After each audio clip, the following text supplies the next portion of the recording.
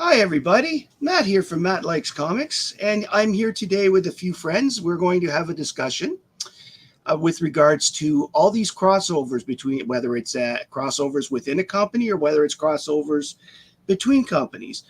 We're going to talk a little bit about what we feel about them, how ridiculous it can be at some points when we get up to like 60 books required to have all the books in a series and such, and whether or not did they have actual repercussions in the regular universe afterwards.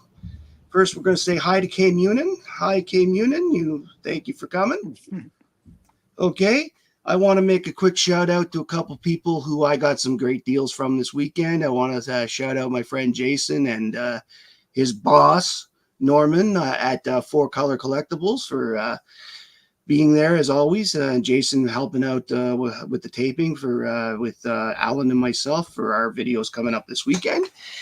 For those that don't know, Allan has videos coming up Friday and Saturday on his channel with regards to our search, and I've got my search video on Saturday and the results video coming up at 11 a.m. Tuesday. Okay, that's the 11 a.m. Eastern time. So, without further ado, let me allow myself to introduce our panel. Right next to me on this side. No, that side. No, that side. Anyway, we've got Hagen from Lettuce Comics. Down underneath him, we have Nate from Holyak Comics. Nate was on my channel before. He was there when we were discussing Lois and Jimmy stories, and should be familiar to a lot of people out there. We've got Allan, the Comic Collector Geek. He's also been on my channel before, and he's been a regular contributor to the comic community for a while now. So, guys, as we all know, crossovers have been happening forever, especially since the first crossover between companies started back in the 1940s with All-Star Comics 3 and the Justice Society of America. So, since then, they've gone bigger in scope, whether they are intercompany crossovers such as Star Trek and the Legion of Superheroes or JLA Avengers, Batman Aliens, or even intracompany crossovers like Crisis on Infinite Earths or the Secret Wars or the Infinity War, which everybody's pretty much familiar with because of them being in the movies for the last decade or so. My question is, do we like them or do we not?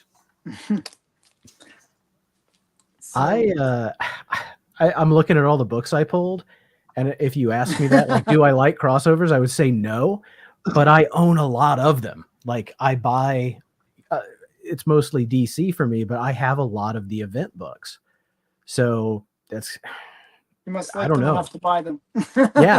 Yeah. I mean, and maybe some of that's FOMO. Some of it is picking them up after the fact, but I don't know. I guess it does depend for sure.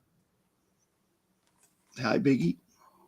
I would say that, like, I like them as a novelty, but as far as the standalone stories go, you tend to get the best ones in series that are dedicated to that character or that set of characters, and not when you try and jam a bunch of things together that don't work. Sometimes it does really work, but that's the exception, not the rule, I've come to find. But as a novelty, they're great. I would agree in that stats. The key word is novelty. My biggest problem with crossovers right now is that we are getting 2 to 3 a year, especially inside the companies. Marvel and DC, they seem to have October ones, they seem to have spring ones, and there's always a big summer event. And the summer events especially, they're always talking about how they're going to be universe altering. Like, we've got one for DC coming up called, Absolute Power, that is going to change the universe.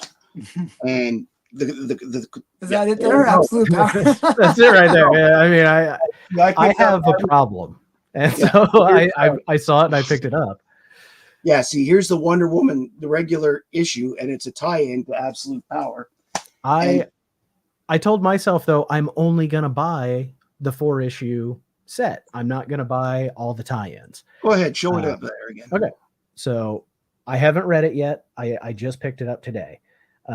But we were talking about doing this, and then I saw it, and I really do like the artist, Dan Morris. So I'll justify it as many ways as I can that I picked this up. But I don't pick up any other books right now, like any ongoings from DC that it's going to cross over into. So I'm not going to pick anything up except the actual series, and I'll see if it's worth it. And if I don't like it, I won't continue with it either. Yeah, well, again, this is the problem. We've got this great concept. Amanda Waller is done something. I don't know all the details, but I know enough that so most of the heroes in the DC universe are now powerless. I mean, the one thing you can't take away is Batman brain, and we all know he's probably going to solve the problem anyway, right? Yeah. But Amanda Waller, seriously, there are so many bigger and badder people out there. And what's going to happen? Eventually they're all going to get their powers back. So really, what is going to be the end all and end all? And apparently, for absolute power, there will be 38 books over the next 2 months. Wow. That's a bit much, isn't it? Like that's with all the tie-ins, all the little short miniseries that come out, all of the other stuff that's going to be involved with it. It's going to end up being a crazy buy.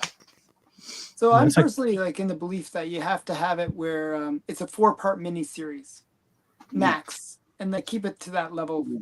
I don't mind the single one-offs where it's like Spider-Man crosses over into Fantastic Four or something like that, or I don't mind those as well. But those and Marvel did a lot of that in its early days, if I remember correctly, because they were establishing their universe. Mm-hmm. That was great. In fact, one of my biggest problems with DC has always been that unless it was a book like Justice League, there wasn't a lot of other than World's Finest, where Superman and Batman were meeting all the time. Okay. Then there was, well, we're going to get to there, JJSS. But to give you an example, I'm just going to make myself big. This here is the final night. There was a quick 4-issue series. Now, this one actually was of a actual universe altering event, in the sense that the sun went out from a sun eater. And they brought Hal Jordan back to become a good guy again after he'd been parallaxed for a bit to do it. But again, there were 61 regular series books that tied into that. And those 4 books were out in 4 weeks. So it was 1 month. But 61 regular books that month, all tied into the final night. So, Allan, would you be so kind as to show All-Star 4? If I can grab it. I didn't grab it, so I have to grab it. But I was planning on showing another series, but I will grab the All-Stars. I will grab the All-Stars. The All-Stars is kind of a different situation. Later. I'll show your other books. Brooklyn, JSS, the All-Star Comics was the first company crossover because there was 2 companies involved. Each one supplied 4 heroes. You had DC Comics, who gave Hourman, the Spectre, Dr. Fate, and the Sandman, and you had All American Comics, who gave the Flash, Green Lantern, Hawkman, and the Atom. Oh, no, all right, he's not around. Yeah, I will make you big if you want to show a couple books here. Oh, okay. So the crossover series that I brought was, I actually like when you get 2 different companies, just as we were describing with All Star. One that I actually thought was kind of a fun one, and it was a lot of books that you'd have to pick up to get the whole thing, but was the amalgam thing. So we got Challengers of the Fantastic, so I remember those were that was interesting because they took elements of of 2 different teams and mixed them together. Yeah, so the way the story works is at first they were battling to save their universes. So you had, like, for example, Robin versus Jubilee, or Silver Surfer versus Green Lantern. And they each would one would dominate over the other. So what would happen was at the end of it, though, they had them merging. So they became a new character where I think when Robin and Jubilee mixed, it was like Sparrow was the new character that was created. But then you have like whole teams getting merged where it's like Challengers of the Fantastic, for example. The one that I thought is one of my favorite is like it's a silly one, but it's Lobo the Duck. It's just such a great crossover. Like it actually makes you think that actually, you know, Howard the Duck and Lobo are very similar in so many ways. Actually, that actually this kind of makes sense. Well, they picked the characters based on how they paralleled when they were going to mix them. So it's kind of funny that they recognized that as well and chose Lobo and Howard. Yeah, but I thought this one was the cutest. And then we have a really interesting one. This would actually be a pretty cool character if they did something with Fantastic Four that goes with the Challengers. Yeah. What did this? What'd you say? He asked if the Fantastic Four. Yes. Yeah. That's the and Challengers of the Unknown. So yeah. And then we have Dark Claw. Really this is my favorite. Isn't that cool? Like Batman and Wolverine. And then there was actually a couple covers to that. There's this one I really liked because it has that Bruce Timm kind of Batman Adventures look to it. Mm-hmm. Yeah, animated series. And I also believe that Lettuce has brought a couple of the inter company as well. Let's see. The Bat Thing is a good one. Yes. Yeah. So we got Bat Thing, which sounds a little bit questionable, but yeah. So Bat Thing, but the teams were the interesting ones, like where they would cross the whole team over. You got X Patrol instead of that Starfire looks interesting. Is that a mix of Starfire and Shatterstar? Shatterstar. Yeah, it's a really just interesting mix. And then we got Iron Lantern. Iron Lantern, yes. They actually would personality-wise very, very similar. Yeah, I mean it's ladies, men. Yeah, I mean I find it's kind of fun stuff. So they got Bruce Wayne and the Agents of S.H.I.E.L.D., which kind of makes sense. I mean, in a way, like they're kind of similar in the respect that they're both characters without powers, and it's okay, Hagen. Let's take a look at some. So I got some more. I got a ton more. So we'll be back. I promise. I'm just trying to spread the love. Okay, I'm gonna grab the All-Star when you're doing. Go ahead. I'm gonna cut you off at the knees there, Allan. This is the one that I brought. This is Amalgam Super Soldier #1. It's obviously a mix-up between Captain America and Superman. Yeah, I have that. Okay, I bought this out of a dollar bin when I was a kid. Oh, nice. Yeah. I bought this out of a dollar bin when I was a kid. I just really liked it. I had that when I was younger too, but I don't have it anymore. That's the only Amalgam book that I have. Did you want me to show something else? Yeah, if you got any other crossover ones, go ahead. Some of the other crossovers. So I picked this up. I picked this up on a trip to Nashville. This is Batman and Captain America, written by John Byrne, which I think is really, really cool.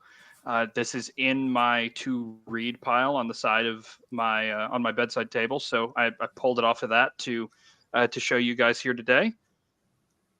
And then if the theme is like summer crossovers, I know this isn't technically a crossover, but it's a very summery cover. It's Batman, Superman, World's Finest #6. And I got it because of Crypto flying on the pool float and Superman annihilating a water tennis ball. I just really like that. I think I picked it up for the same reason or something. So yeah, I picked up that same book for the same reason. Great. I like the Crypto. It's so fun. Crypto is always a reason to buy a book. I mean, he just looks very popular. He just looks so dorky. Look at him. Yeah, I think that's great. It's awesome. If you want to talk about like Marvel crossovers, the biggest one is this. This is Marvel Superhero Secret Wars. This is issue #1. For anybody that cares, it's the ultra rare Blue Galactus variant. It's Mhm. not rare at all. Like most of the And ones that I I would see like are to the Blue point out, Galactus variant, but of all the books that I had researched about the having side books, Secret Wars comes out with only a total of the 12 issues and 9 side books. At 21, it is the lowest one on my list.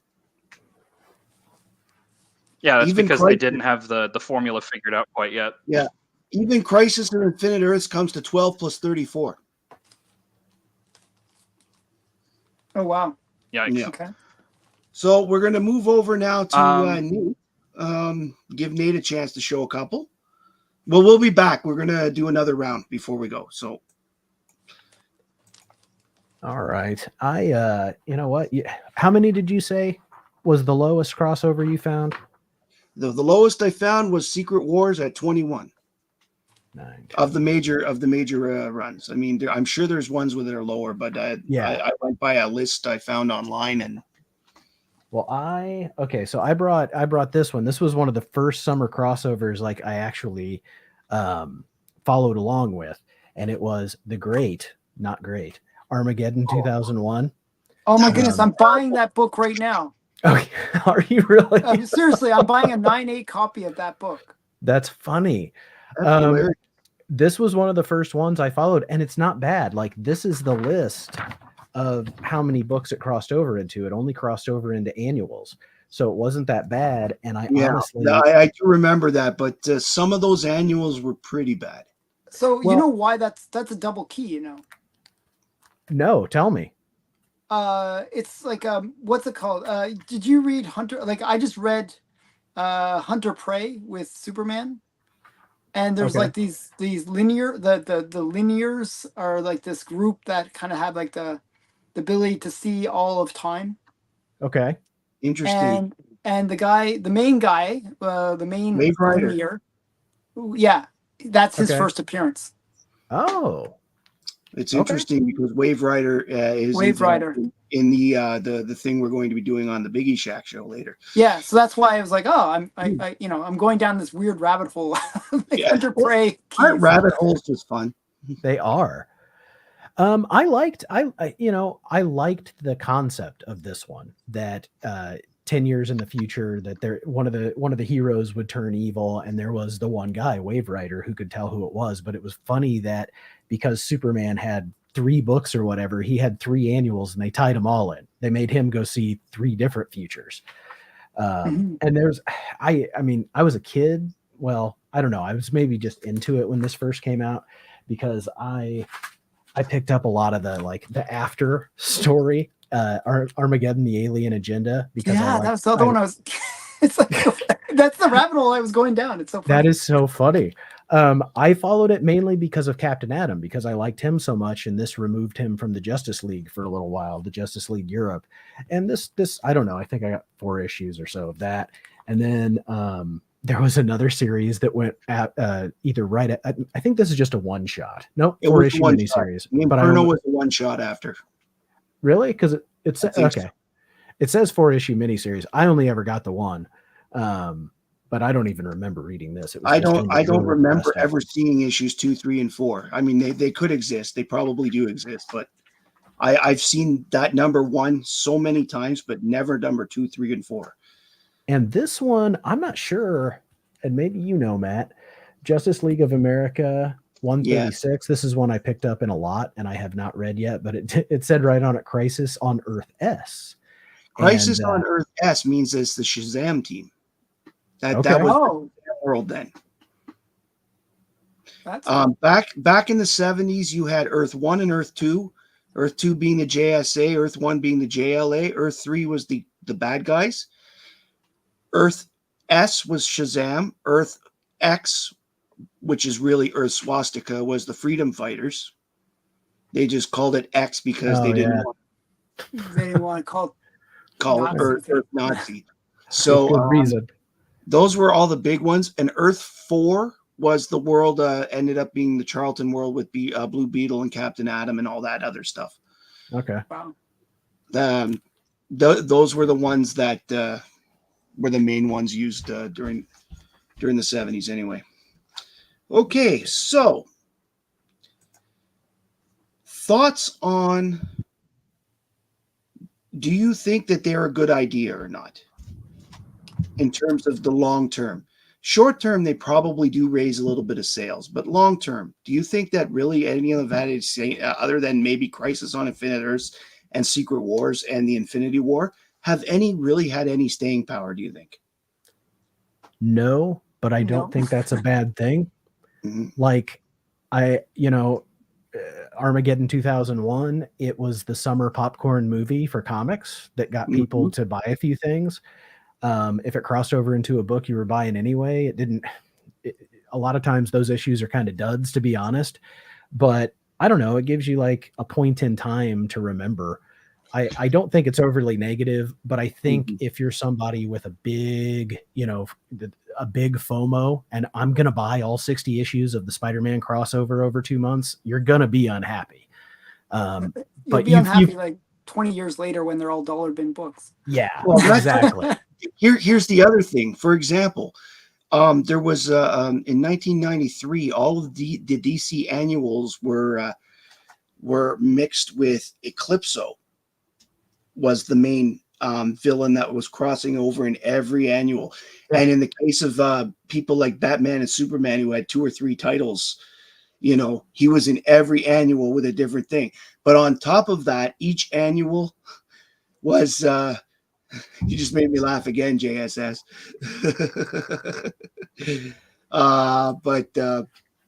Okay, but each annual also came bagged with a little trading card in it of the new hero that came. None of those new heroes ever made another appearance. I checked because there was 54 new heroes from that year's run of annuals, and none of them made another appearance. I mean, sometimes you'll get some random weird hero that does survive that kind of thing. Mhm. I know there was Titania came out of Secret Wars, for example, right? And the newer version of Spider-Woman as well, right? Yeah, but that's the red-haired one, right? yeah, Yeah. So one of the things I always think is like, anything that kind of gets the community energized, even if it's a very short-term effect, I think is a good thing. Get people talking about stuff. It's sort of like, way back in the day when we would watch TV as a community thing, like, what's on TV, and then everyone would talk about it the next day at the water cooler kind of thing. It's kind of like that with comics is a great thing, where everyone's like, oh, like I think of the storyline of the current Spider-Verse stuff that's going on with with the Spider-Man being like an adult when he gets his powers is it's like a new thingy that can get people talking about where it's going to go, what's the new thing, and it also gets people looking at the old stuff. So I see anything that, even if it's just a blip, anything that gets people energized is a good thing, personally. Yeah. I will admit that I was tempted to get into Dark Knight's Metal a couple of years ago Yeah, that was a good series. because of the whole Batman Who Laughs, but Mhm. then just as abruptly everything went back to normal. Yeah. I mean, there was just too much damage being done with maybe Dark Metal. It's but, like craziness. as a result, I ended up not bothering to collect it. I was hoping that that maybe that one would stick a little more, because I kind of thought the Batman Who Laughs could have been an interesting, although very similar to the Joker, could have still been interesting because he could have fought anyone. Yeah, the problem when you do these kind of big events is, you kind of want to go kind of over the top with them, but at the same time, you got to keep continuity and keep all this tradition that you have, and you can't destroy all that. They just people then they'd be even more upset, right? So, it's more of I see them as more of as a what if kind of situation. like, what if we had this? You know, rather than something that really should impact future generations. Like, A lot of times they do have a short-term impact, like after the event. There's, mhm, Marvel did it with a lot of their events in the early mhm, 2000s. There was always the Aftermath series. So there was World War Hulk Aftermath. There was Civil War, mhm. Right. Yeah. And and those would be included in my my lists under the when I looked at the lists of books like similar to what you printed off there, Nate. They would include those aftermath things, and that's one thing DC did not do, which should have done. I mean, technically, you could say that whole post-crisis thing was the aftermath of Crisis, but it right. actually took them 2 years almost after Crisis to fully get into that new universe. Wonder Woman was the first one to disappear, but Superman was still dealing with Supergirl's death like almost 14, 15 months later in the Mm. Superman books. So, um, anyway, let's get back to showing some books. We'll go back to the same order here. We'll start with Allan, then I'll go to Hagen, and then to Nate. Okay, so I'm not sure how many rounds are we doing. Well, we might have time for two. Okay, so I'll show this one since you asked for it. Mine's a Oh, 0.5, so don't expect high grade, but it's affordable, very affordable actually. it's Um, beautiful no matter cares? what. Good night. Yeah. I love I it. don't know what's wrong with it. I think one page missing. Effects story incomplete. But actually, the story. This is in my mind better than All Star 3 in some weird way, because All Star 3 they're just sitting at a table, coming together, and this they're actually going out on their first adventure, and this is really setting up the whole idea that they're going to merge the two companies, like All American and National Comics, which was DC. So just it's really cool to see them working as a team, and that was a really new concept when this book came out. So I just really I don't know, I love this one, and it's very, I don't know, it has, I just like the way Hawkman is holding the Justice Society flag and stuff. I don't know, I just think it's fun. Really great one. So this is That's a great The cover, Justice man. Society. I mean, I would agree with you because this is the first issue they actually went out on an adventure. Basically, we're watching them have dinner in the first issue. Agreed. And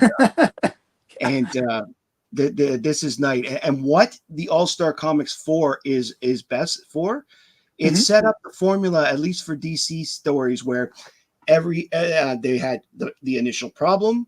They'd get together, discuss it, send them off into little teams. Each little team had its small chapter in the story, and then Yeah. they all got together at the end to handle the big guy, and then move on and go home. Yeah, but that formula formula became the worked. formula for so many things later I on, know, which but is it worked. That's the yeah, key, and yeah, it was really good. it's So one of the reasons I like it so much. I going from that back into Amalgam Comics. So I don't know. I like Nothing these wrong with that. amalgams. They're fun. They're fun. You know, see what I like these ones because they're A, one shots, and B, they're interesting stories. It's Yeah, like they're it's the same with the Batman I Spawn. read a few of them. I haven't read them all, but yeah, they're okay stories. I would say. I wouldn't say they're not earth shattering. So this is like Magneto, Magnetic Men, and the Magnetic Men. So yeah. I would say though, Alan, there is one that is earth shattering, and it's Crisis on Infinite Earths. Yeah, that is earth shattering. Actually, that was a good series. I enjoyed that one. Thorian, like instead of Orion. Oh, that's great. And Speed Demon, like Ghost Rider and Demon. Quick question with regards to all these amalgamated stuff. Does anybody have any of the Stan Lee if Stan Lee was to write Green Lantern, for example? I had that. Somebody told me to get that before, and then I ended up picking it up just because it was an interesting little. I have a few of them. I have the Flash. What if Stan Lee imagined the Flash? Yeah, there was a few that he did.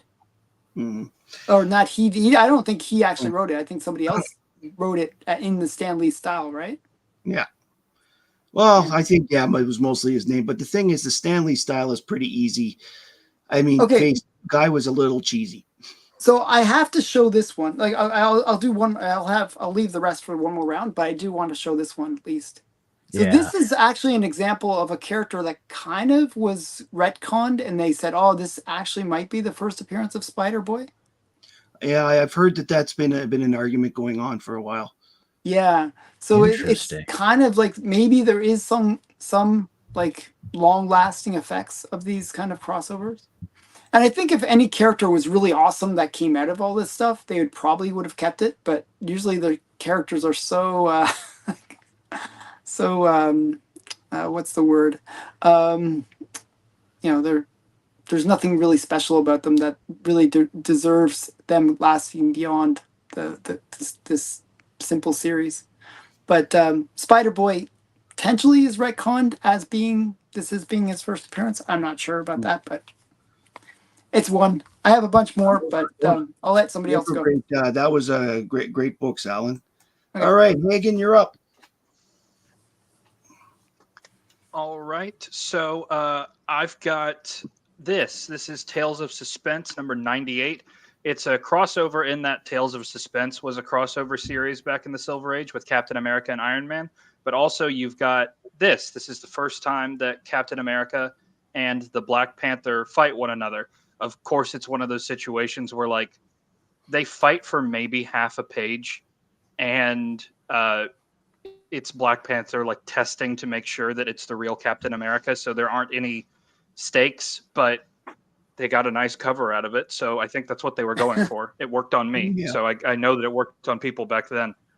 And if you want to talk about crossovers, this isn't an event crossover, but this is the first time that Alan Moore and John Totleben worked on Swamp Thing together. This is Swamp Thing. What issue is this? I forgot. This is issue number 80. No, it's not 84. It's 20. Sorry, I was looking at the year. Swamp Thing number 20. I read the first 2 volumes of Alan Moore's Swamp Thing here recently, and nobody's lying to you. It's awesome. So I just wanted to show that off briefly. One of maybe my favorite crossover comic book. Sorry, go ahead. One of the books that I would like to get is the first Constantine from that run. I'm a big Constantine fan. Yeah. So I understand that. Yeah. Okay, go ahead. Well, one of my favorite crossover books is it's this. This is ASM Volume 2, number 36. And if you're not familiar about this, if you're not familiar with this book, this came out in December of 2001, and it is it's basically an Avengers book where it takes place during the aftermath of the terrorist attacks on 9/11 in New York City, and it's got all of the Avengers coming together and like villains and other characters from the Marvel universe coming together and dealing with the tragedy that happened. And it's just it's a really interesting story, and seeing how these characters react to an event like this that actually happened in the real world, and the way that they treat the first responders in the stories, I just think was really, really I think it was really, really poignant. And this was one of the first like key comic books that I searched out. Like I was actively searching this out when I was 13, 14 years old. It's one of my favorite single issues that's out there. Mm-hmm. That's a great book. Yeah, I actually went out and tried to get that book as well. So I have that in my collection as well because it's such a great one. Just, such a simple cover, the black, and just like, it's pretty awesome. Okay, well, we're going to head on over to Nate. It's great. All right. Yeah, I got a couple more here. Just you keep bringing up Crisis. It's one of my favorite company crossovers. I think it's probably one of the most important. And this is, even though there are more famous covers, the Supergirl and the Flash, I love this George Perez villain cover just because of the amount of characters he's able to cram onto this thing. And I just think this is just that's very George Perez, right. It's just, I don't know. I just love it. It's dynamic. You got Luther in his power armor, and then you can just pour over it and try to figure out how many of them you can actually name. Because I can't do them all, but I can do a lot of them. Oh, I'd give it a run anyway. You would. I actually, when I spoke with George Perez, well, it's well over a decade now. He actually told me that he liked Crisis because it gave him the chance to draw just about everybody. He liked to draw as many characters as possible and put them in the book. Oh yeah, real quick. I can't let this pass. Who brought up Eclipso? So Eclipso, The Darkness Within, the summer crossover with this is a raised plastic jewel that is glued onto the front cover, which means you can't put this with another book, in front of it because you're going to damage it. This is the weirdest marketing thing I feel like they ever did. And I bought this one. I have both issues of this, which I think is hilarious. It wasn't, it didn't stick with me like Armageddon. I remember seeing that in the stores and deciding not to buy it because it was going to damage my books. It's so weird. Yeah. This is another DC crossover that I don't hear Invasion come up is, as much. That one I would say was pretty good. It was pretty good. I've never seen that. This is Keith Giffen plotted. He didn't write it, but he was doing, a lot of plotting back then. But this is Todd McFarlane art in the first two. Yeah. And then Bart Sears, who's another artist that I like a whole lot from that same era, he does the third issue. But this is like one of the few things that, if you were a Todd McFarlane fan, you were buying Marvel books in the 90s. And this was one of the few things that I felt like I could, get that was Todd McFarlane. This is a Bart Sears cover, though. But, they're doing the famous Marine thing, raising the flag and firestorms on the cover. And that is awesome. Himajima. Yes, there we go. And that's a Bart Sears as well. And I'm going to share one more here. This is my favorite crossover cover, I think, of all time, from Marvel's Civil War and Next Wave, Agents of Hate, written by Warren Ellis. And if you've never read it, is one of the funniest series I've ever read. It's a great Marvel book. And all of the covers for Civil War, if you had a regular ongoing, would have this style of cover where they took the bottom half for Civil War and the top half you had something. And it really ruined a lot of books. I was reading a lot of Marvel books at that time. And this was one where I liked the ongoing series of Civil War, or I liked the miniseries of Civil War. I didn't like what it did to the existing universe because it felt like it put a stick in the spokes of a lot of books I was reading. But I love that Captain Marvel, Monica Rambeau, she has the sign that says, "We don't care." and over on the end, Mark Miller licks goats. They did not take the crossover seriously within this book. And I appreciated that. Very cool. Okay. Just a quick one. You're talking about the Supergirl and famous covers from Crisis. Yeah. Oh yeah. Nice. I actually told George, "I can't believe you killed my girl," and he said, "And I was paid to do it. Does that make me an assassin?" Yeah. Probably not the best line out with the recent the recent events going on in the world, but it was sad at the time. I mean, I still tear up a little every time I read that book. I love Supergirl so much. I always wondered, how did they bring her back? Okay, well, it depends which version of Supergirl you want to talk about, because Matrix was the one that the shape-shifting one was the one they brought in the 90s, because back then it was editorials that Superman was to be the only Kryptonian. Okay.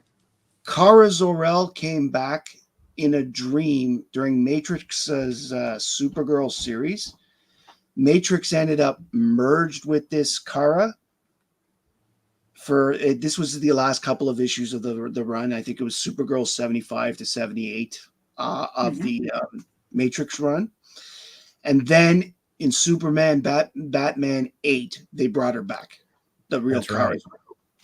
And it was like a Michael Turner cover, yes, right? It was a Michael Turner cover. If I had my other Supergirl shirt on, that would be the cover. that one doesn't fit anymore. And they sort of ignored all that crazy stuff that happened in the past and just went with because it back to normal. DC between 2004 and 2011 was going back to an era where it was a lot of the things that happened on Earth 1 pre-crisis had happened. Mhm. The Legion was back. And being in the 31st century, Superman was a member of the Legion. Almost all of Batman's history was reenacted. Everything Superman fought in terms of villains that hadn't been replaced yet, that happened. All that that kind of stuff. All the old things like the Trickster, who was not used very much at all after Crisis. The second Toy Man, who had been killed and never showed up. He was referenced in a couple stories later, so it was assumed that's the stories where he had fought were canon again, like that kind of stuff. Mhm. That kind of stuff. But you had like the other things where the Justice Society still didn't have Batman, Superman, and all them. They were retconned out. They were just, But anyway, does anybody have any books left they want to show? I have the rest of the amalgam. If you guys want to see the rest of the amalgam. Hagen, I do. Showing them all, or well, let's do one more quick round. Okay, we'll start with Allan here. Okay. I'll just show you the last of the amalgam collection. It's a funny set. It's funny. It's like we got Super Soldier, Man of War. It's like Superman mixed I Captain actually really love America. That's So, really yeah, cool. They're cool. I mean, they're fun. They're kind of silly. But then we got X Patrol, like Doom Patrol with X-Men kind of thing. Or Doom Patrol's probably the most X-Force, underrated probably, I book think, ever. actually. But, yeah. What were we going to say? Doom Patrol is probably one of the most underrated books ever. That has been Yes. such a fun television series. Oh yeah. Yeah, it is fun. Then we got Assassins. Actually, I read this one. It's okay. And then we got JLX Unleashed. I have This two is so copies of 90s, that. by the way. This whole Unleash thing, and just like it's just such a 90s way of saying things. Unleashed. Well, we've got what is it? The ultimate? Is it More what's the one JLX. in Marvel now? Ultimate Universe, like Ultimate Spider-Man, I think, Ultimate X-Men, and all that. So Yeah, Ultimate. Yeah, it's right here today. I think this one's kind of cool. Bullets and Bracelets. Only Yeah, only their characters. That's cool. Yeah. And that's the So Punisher. Yeah, I think it's funny how like she's deflecting arrows off her bracelets instead of bullets. I don't know. I think that was funny. And then we got another Spider Boy one. Spider Boy Team Up. You got Oh, it's all the different- Yeah, but it's all the mixture of Legion, which is kind of crazy. And then the last one is Magneto, but then they have it with Showdown with the Sinister Society. So you know how you got the Evil Society or Unjust Society, but it's like Sinister Six mixed with, so DC's Unjustice Society kind of thing. So just fun stuff. I don't know. I thought it was cool. Awesome. I'm lame enough to buy this kind of stuff. Okay, so yeah, that's Oh, it. I love it. Okay, so those are mine. You're up. All right, so speed round. I'll finish with that one. I've got a book that we need to wash the taste out of our mouth with. This is Deadpool: The Good, the Bad, and the Ugly. It's a fairly recent-ish series, and I really liked it because it's got Cap, Wolverine, and Deadpool all teaming up. They're breaking into a military base, and I like the way that these characters play off one another. They're all very, very different, and I thought it was fascinating. I like that. Sounds like something We've to got make a movie. Batman, Judge Dredd. Yeah, they should. We've got Batman, Judge Dredd, The Ultimate Riddle. And I showed this to Nate the other day, and I told him at first that I didn't like it. And as I was going through and describing it, because it's essentially Batman and Judge Dredd get kidnapped and essentially forced to do like a Hunger Games battle royale thing. I initially said that I didn't like it, but the more I was describing it, I was like, did I actually like this? So I had to give it another read, and it was better than I thought it was at first. So Batman Judge Dredd, The Ultimate Riddle. Okay. This is my least favorite event of all time. This is the free comic book day edition of Secret Empire number 0. For those of you that don't know, this is when they made Captain America, a character created by 2 Jewish immigrants, into a Nazi. I did not get this for free comic book day. I got this. Yeah. I got this for 50 cents out of a 50-cent bin, and I still paid too much for it. So there's that. And to wipe that taste out of our mouth, this is Marvel Double Feature number 1, featuring Captain America and Iron Man, 2 characters that cross over a ton. So I'll end with that. Very cool. Awesome. All right, Nate, your lightning round, so to speak. This was not a summer event, and I think it's a 4-issue series, and I only have 3 of them. I really need to get the 4th one, but Cosmic Odyssey. It was it's a DC team up book, and the art's by Mike Mignola, which I think is awesome. Jim Starlin, DC cosmic stuff, which I think is super cool. I like the Fourth World characters, and I just like, I like to see DC.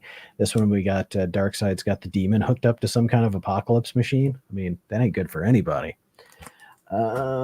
Justice League was always the go-to team up book. I don't know, I was flipping through a box and I really like this cover. Oh, that's an homage to that's an homage to right. Yeah. And there was a later one too with those 2 guys in the Giffen era of the Justice League International. The 2 of them, it's those 2 again, only it's Blue Beetle and the other ones that are inside the. So that's they cool. Homaged an homage cover. Man, yeah, it's like a Russian nesting doll of history.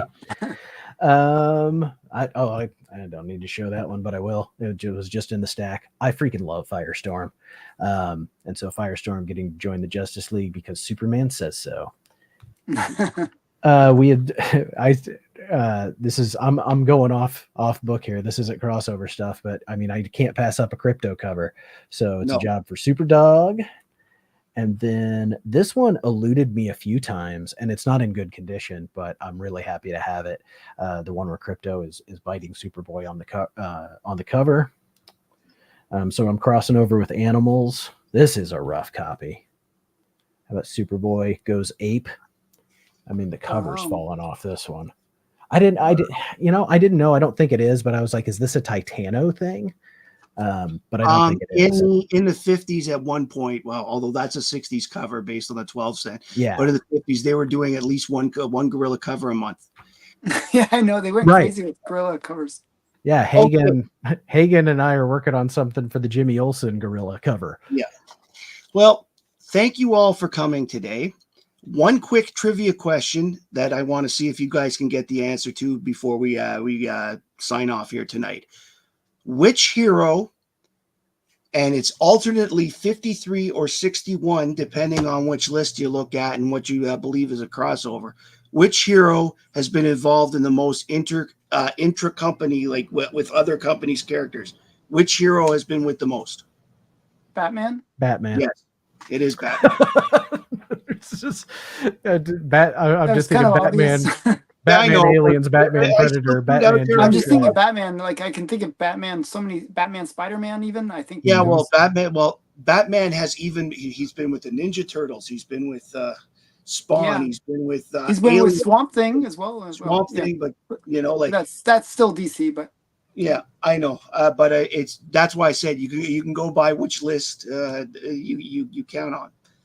Anyways, Lyle says Lois Lane. There is a Batman Lois Lane book. It's in the Lois Lane series that came out 2 years ago. Yeah, I showed it actually. Yeah. She's and like having a fling with Batman. And also that Checkmate series that the event Leviathan had a couple of Lois Batman moments.